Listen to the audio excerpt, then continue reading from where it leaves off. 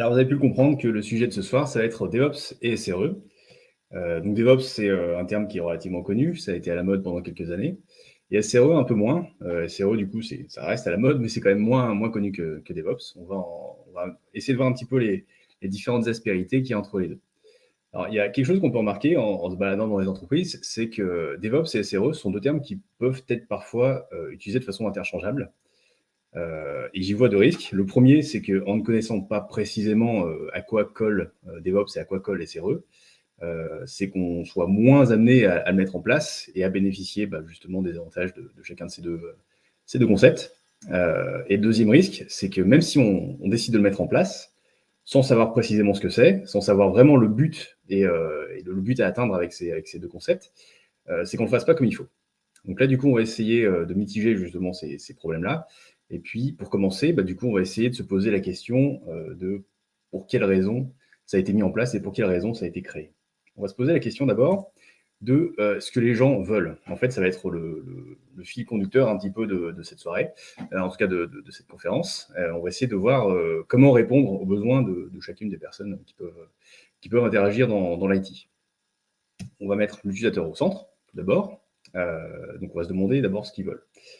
Les utilisateurs, ce qu'ils veulent, ça va être un set de fonctionnalités. Voilà, ils viennent sur notre service pour bénéficier de certaines fonctionnalités particulières et de pouvoir s'en servir, tout simplement. Pour s'en servir, il faut que ce soit un service de qualité, il faut que ça marche bien, il faut que ce soit facile et rapide à utiliser.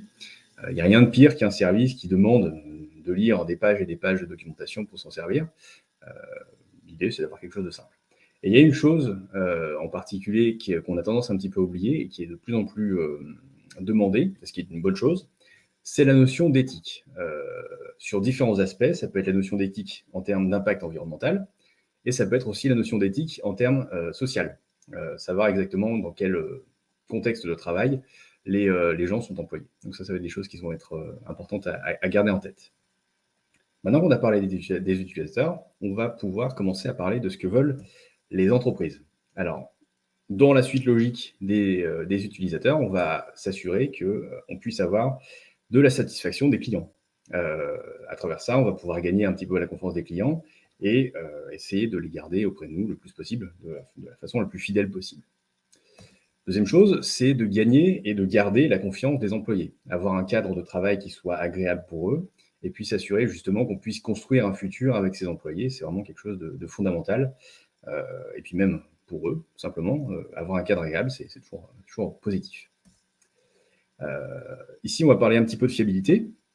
Donc c'est dans le fonctionnement de l'entreprise. On va s'assurer, par exemple, que si jamais il y a des imprévus, que ce soit des absences, que ce soit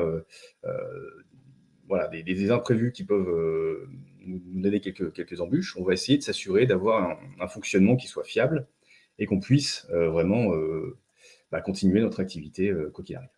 Donc ça, c'est le deuxième acteur qu'on va pouvoir voir. Et puis on va creuser un petit peu plus sur cette partie entreprise. On va considérer deux acteurs supplémentaires, deux types d'employés, les développeurs et les ingénieurs système, par exemple. Et on va se demander exactement ce que veulent ces deux types de personnes.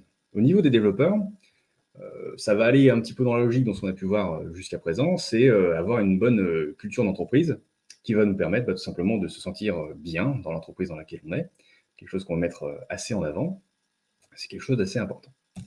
Deuxième chose, c'est d'apprécier, travailler, et d'apprécier en tout cas travailler sur nos fonctionnalités, que ce soit parce que du coup ça colle à nos valeurs, ou que ce soit tout simplement dans le cadre de travail dans lequel on va se trouver. Avoir des trucs sympas à faire, c'est toujours engageant et encourageant. Autre chose, un développeur, il n'y a rien de pire que de travailler sur des vieux bugs d'il y a 6 mois, par exemple. Ça implique de se remettre dans un contexte. C'est jamais forcément agréable de passer beaucoup de temps là-dessus. Donc, on va essayer de limiter la quantité de vieux bugs à traiter. Autre chose qui va être vraiment hyper importante aussi, c'est la capacité de pouvoir apprendre des nouvelles choses quotidiennement. Passer un certain temps, quand on commence à développer toujours la même chose, on commence à avoir une certaine routine, et puis ça commence à être moins engageant, moins sympa, on commence un petit peu à traîner les pieds pour faire les choses. En ayant un contexte qui favorise un petit peu l'apprentissage et qui favorise le challenging, on va dire, ça va toujours être plus sympa pour nous en tant que développeurs d'aller un petit peu plus loin et d'avancer dans l'aventure. Dans la même veine, on va essayer de voir ce que les administrateurs et les ingé peuvent vouloir. Donc on a encore une fois cette culture d'entreprise. Ça, il y a pas de raison que qui que ce soit puisse vouloir s'en séparer. Une bonne culture d'entreprise, c'est toujours quelque chose qui nous facilite la vie. En tant que sysadmin, on peut aussi avoir envie de facilement aider les autres. Alors je mets un accent sur l'aspect facilement parce que du coup, l'aide qu'on apporte aux autres peut être des fois un peu, comment dire, laborieuse et peut impliquer des tâches qui sont un peu répétitives et des fois pas forcément engageantes. Donc je mets un accent sur cette partie facilitation et on verra que ça aura un petit peu plus de sens dans la suite. Encore une fois, si je fais le parallèle avec les bugs pour les développeurs, bah, pareil, les sysadmins ne veulent pas passer beaucoup de temps sur des éléments qui sont récurrents, je sais pas, des systèmes de fichiers à corriger, des systèmes de fichiers qui sont pleins, les vider à cause de logs, par exemple. C'est jamais forcément marrant, et puis ça prend toujours du temps, et puis ça casse toujours un petit peu le lancement qu'on peut avoir. Et enfin, encore une fois, on retrouve cette notion de volonté d'apprentissage. Ça, bah, on a toujours envie d'en savoir un peu plus, que ce soit en termes de façon de travailler, que ce soit en termes de technique, on a toujours envie d'apprendre de nouvelles choses. Et c'est ce qui est encourageant en fait dans nos genres de métiers. Alors, avec tout ça, avec toute cette notion de ce que veulent les gens, tout simplement, on va essayer de voir pourquoi est-ce que DevOps existe et pourquoi est-ce que SRE existe. Alors, DevOps, donc on en parle, vous allez me dire, vous connaissez déjà, ou on a déjà entendu parler, et c'est probablement vrai, effectivement, c'est quand même un terme qui est très répandu. Et vous allez me dire, bah, tout le monde sait que forcément, DevOps, c'est un moyen de construire des logiciels facilement, de façon robuste, fiable et facilement maintenable. Alors, c'est vrai, c'est pas faux, c'est tout à fait vrai. Vous allez me dire aussi DevOps, bah, tout le monde sait que c'est un moyen de déployer des éléments en production, des fonctionnalités en production de façon fiable, robuste et ainsi de suite. Pareil, encore une fois, c'est vrai, c'est pas faux. Mais on verra par la suite que c'est pas que ça. Vous allez me dire aussi, DevOps, effectivement, c'est pas que ça. C'est aussi le fait de pouvoir voir ce qui se passe en production, d'avoir un œil précis sur notre métrologie, par exemple, notre centralisation des logs, etc. Effectivement, encore une fois, c'est toujours pas faux. Par contre, en vérité, si je veux aller un peu plus loin, là, ce sont que des accidents, on va dire, des conséquences accidentelles de 3 principes de DevOps. Si je veux aller plus loin, si je veux vraiment comprendre le fondement de DevOps, il va falloir que j'aille creuser un petit peu plus loin. Et je vais m'appuyer sur le DevOps Handbook qui a été écrit justement pour essayer de comprendre un peu comment améliorer notre façon de travailler en informatique. Et ce bouquin apporte 3 valeurs principales. La première, c'est la notion de flux. C'est celle qui va consister à essayer d'accélérer ce qu'on appelle le lead time. Le lead time, c'est le temps qui s'écoule entre l'expression d'un besoin. Donc, par exemple, un utilisateur dit, voilà, bah, sur tel site, moi, j'aimerais avoir la possibilité de modifier mon profil de telle façon, par exemple. Donc, ça, c'est une expression de besoin. Et le temps qui va s'écouler entre cette expression-là et sa disponibilité en production, c'est ce qu'on va appeler le lead time. Et le principe de DevOps, le premier principe de DevOps, c'est justement de raccourcir ça en s'appuyant sur un principe de flux. Alors, je vais parler un petit peu plus de flux. Je vais prendre par exemple l'exemple d'un service RH qui a besoin d'imprimer des feuilles de paye pour 100 employés. Pour cette tâche-là, on va prendre 5 étapes. L'impression, donc des feuilles de paye, le fait de plier justement ces documents-là, de les mettre dans les enveloppes, de les sceller, et puis de mettre un timbre. Intuitivement, on va se dire, pour que ça aille plus vite, on va imprimer les 100 documents d'un coup, on va plier les 100 documents d'un coup, on va tout mettre dans les enveloppes d'un coup, et puis comme ça, du coup, on va faire ça un petit peu à la chaîne et ça ira plus vite. En vérité, si on fait ça, pour envoyer la première enveloppe, il va falloir 501 étapes, ce qui est beaucoup. Si jamais on inverse un petit peu la tendance et qu'on a une deuxième approche par rapport à ça, on va essayer de faire ça en mode flux, et on va dire, bah, pour chacun des courriers, je vais faire toutes les étapes et je vais amener ce courrier au bout de son traitement. Donc je vais imprimer, plier, mettre dans l'enveloppe, sceller et poser timbre, ce qui fait 5 étapes. Et puis juste après ça, à la 6e étape, je vais pouvoir l'envoyer.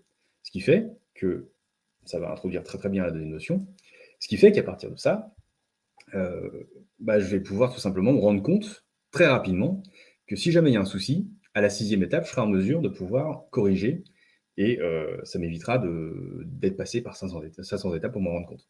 Donc on voit déjà un des premiers avantages de ce genre de façon de penser. Donc je reviens un petit peu aussi sur cette notion de feedback. J'ai un deuxième exemple à vous donner. Si jamais vous vous baladez avec votre GPS, vous avez besoin de vous rendre à un point B, il y a deux approches possibles. Je pense que vous allez plus tendre vers la deuxième, on va la voir après. Mais il y a la première approche qui peut consister à se dire, je vais regarder toutes les étapes pour aller au point B, je vais les noter, je vais les apprendre par cœur, et puis je vais les exécuter une par une. J'ai un trajet de 2 heures à faire, et puis je vais noter tout ça. La chose qui peut se passer, c'est qu'en faisant ça, en regardant jamais son GPS à l'arrivée, il peut y avoir des travaux au milieu, on peut se tromper, on peut avoir oublié la direction qu'il fallait prendre. Et puis, au bout du chemin, on peut se retrouver à 10 km de la destination qui nous intéressait. Ça n'a pas de sens, personne ne fait ça, évidemment. Ce qu'on fait en général, c'est que on sort du GPS, on regarde une première fois, on met l'adresse, on regarde une deuxième fois, et puis à chaque fois qu'il y a un petit changement, on adapte. Potentiellement, s'il y a des travaux, on adapte, et ainsi de suite. Et ça, on fait de façon régulière. Et c'est exactement ce que DevOps prône.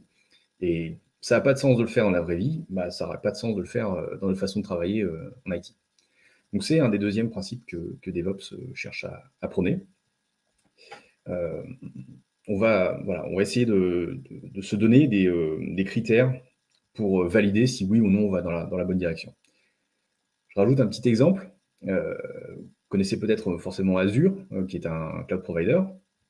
Ils ont mis en place ce qu'ils appellent un Twitter Acceptance Factor, qui consiste tout simplement à mettre en production une fonctionnalité et à surveiller Twitter pour savoir si oui ou non, en fait, ça marche bien.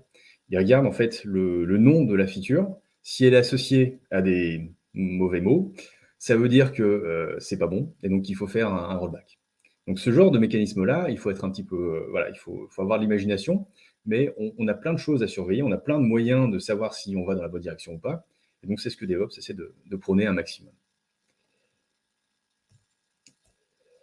Alors, troisième chose que DevOps, donc là on a vu les deux premiers, à savoir la notion de flux, la notion de feedback, et maintenant on va voir la troisième qui est la notion, vous allez voir tout de suite le parallèle avec les besoins qu'on a pu voir en tant que développeur et en tant qu'ingénieur système, c'est la notion d'amélioration continue, d'apprentissage continu.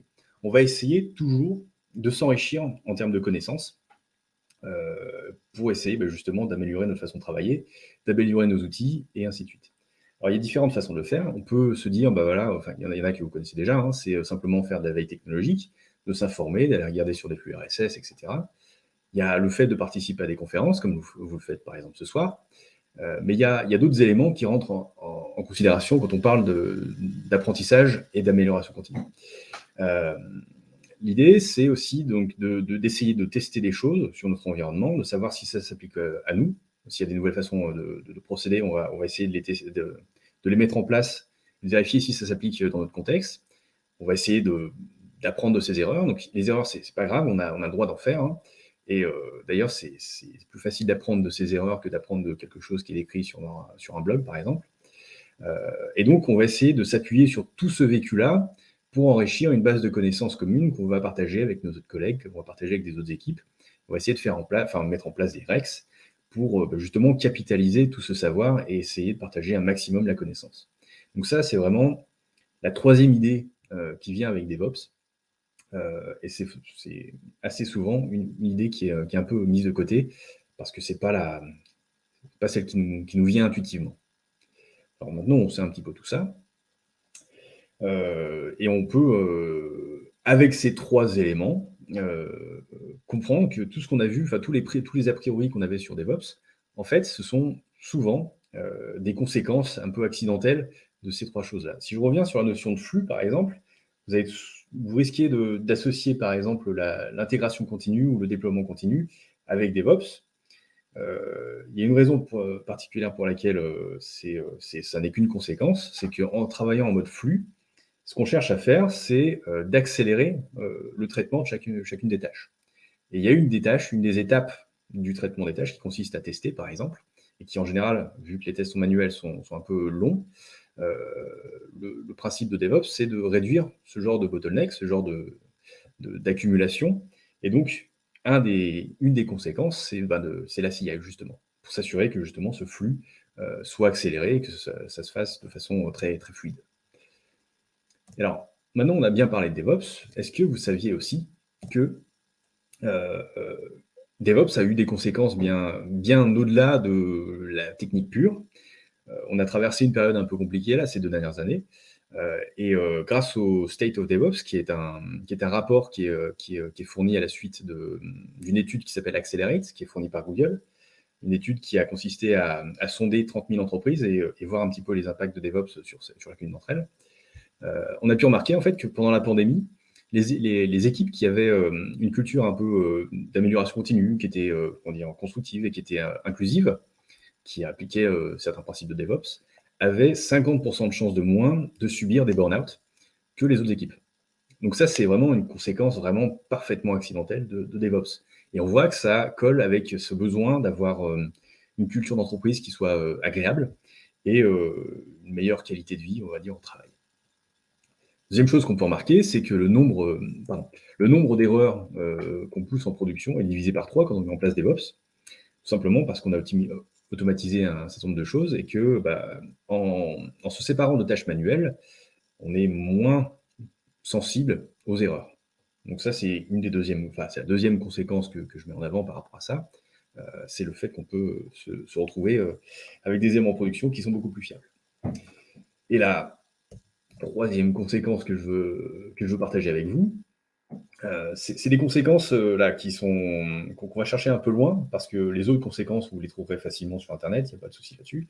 Mais je veux mettre en avant les impacts qui sont vraiment indirects par rapport à DevOps et qui sont vraiment très bénéfiques. Très bénéfiques. Là, on voit que toutes les équipes qui mettent en place du delivery continu, continuous delivery, sont mieux connectées, en tout cas, elles sont plus proches des autres équipes et du reste de l'organisation, et on va essayer de comprendre pourquoi. La raison pour laquelle c'est vrai, c'est que en se séparant des tâches qui sont un peu rébarbatives, qui sont un peu, asservissantes, qu'on peut tout simplement automatiser, on a moins la tête dans le guidon et surtout, on se projette tout de suite plus. On essaie d'aller dans le sens du service et ce que ça implique, c'est de forcément communiquer un petit peu plus avec les autres éléments du service qu'on rend. Donc forcément, on a un lien plus proche avec les autres équipes. Donc ça, c'est vraiment quelque chose qui est très indirect par rapport à DevOps, mais c'est un des bénéfices qu'on peut en tirer en termes de qualité de vie au travail et surtout en termes d'implication de chacun dans la mission globale de l'organisation dans laquelle on se trouve. Et donc là, avec ça, on se rend compte qu'on répond directement aux besoins des entreprises. Maintenant qu'on a fait le tour de DevOps, on sait précisément ce que c'est, on sait à quoi ça répond en termes de questions. On va maintenant voir le deuxième penchant de la question qu'on se posait, quelle est la différence entre DevOps et SRE, et on va voir précisément ce que c'est que le SRE. Alors SRE, c'est une notion qui a été proposée et mise noir sur blanc en tout cas par Google, dans le but de fiabiliser leur service. Alors SRE, ce que ça veut dire Site Reliability Engineering. C'est tout simplement tous les procédés qui permettent de fiabiliser un site ou en tout cas un service. Alors, on va essayer de définir,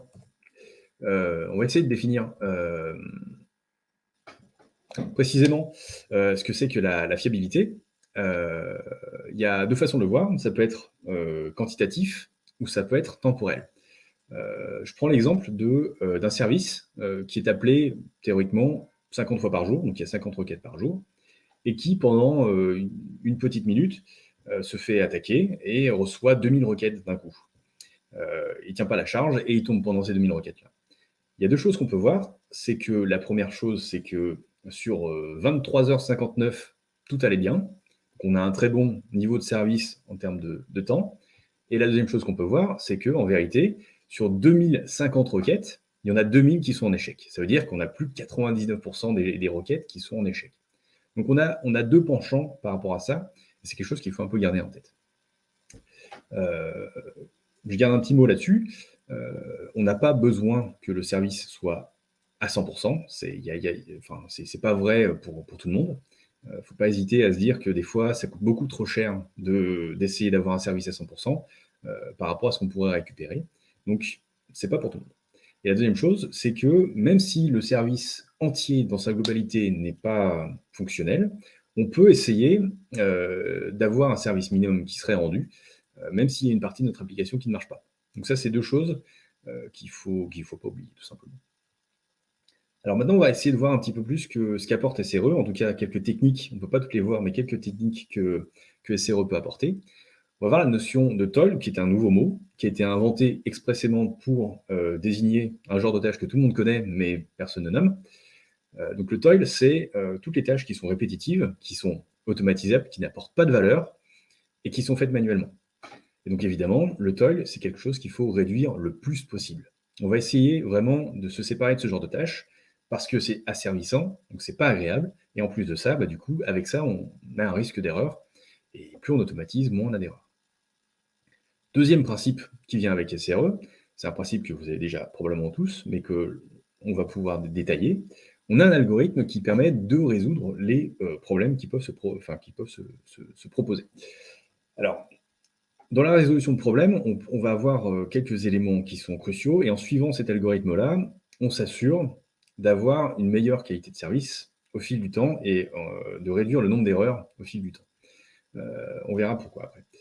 La première étape, ça va être le rapport. Le rapport, il va expliciter la différence entre ce qu'on attend et ce qu'on constate. Et détailler cette étape-là va être vraiment crucial parce que ça va nous permettre de gagner du temps et d'y voir beaucoup plus clair pour la suite des étapes.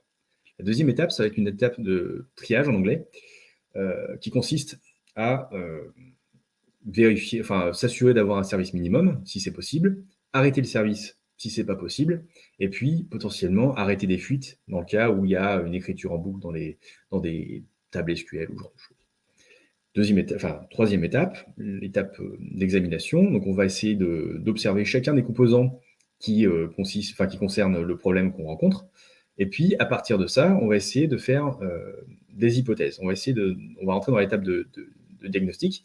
On va essayer d'émettre différentes hypothèses, plusieurs, et on va tester chacune de ces hypothèses pour les affirmer ou les infirmer, et pour pouvoir trouver la cause initiale, la root cause. À partir de ça, on va pouvoir donc refaire ce schéma-là, et si jamais il y a des nouveaux diagnostics à faire, on les fait. Si jamais on a trouvé la cause du problème, on va pouvoir enfin arriver à l'étape de cure. Et cette étape-là, elle va être cruciale. Il y a plusieurs choses à faire. La première chose, c'est de faire un bug fix à froid, s'assurer que du coup, cette problématique soit vraiment bien corrigée. S'il y a des choses à modifier sur l'infrastructure, on le fait de façon pérenne. Et surtout, on documente. Ça va être la partie vraiment hyper importante. C'est de documenter et de s'assurer que si jamais on a un problème qui se répète, on puisse avoir tous les éléments pour bien comprendre comment avancer. Un autre principe qui risque d'être marrant, c'est le principe de pompier pyromane. Donc ça, du coup, c'est des tests que vous pourrez faire. Le principe, c'est de s'assurer, comme pour les pompiers, les pompiers, les meilleurs pompiers, forcément, s'entraînent avec du feu réel. Ils mettent en place des scénarios de test, ils mettent en place justement des environnements où ils mettent le feu, et ils comprennent un peu mieux comment ils se comportent, et donc ils peuvent mieux le combattre. On va faire exactement la même chose sur nos infrastructures, nos logiciels. On va essayer de casser nous-mêmes des choses. Donc ça va être le principe de Chaos Monkey, par exemple, qui est très répandu. Et on va essayer de comprendre comment est-ce qu'on peut réparer le pire des scénarios possibles, manuellement, en le documentant, et puis surtout en mettant en place des automatismes pour corriger les problèmes qu'on aurait créés nous-mêmes.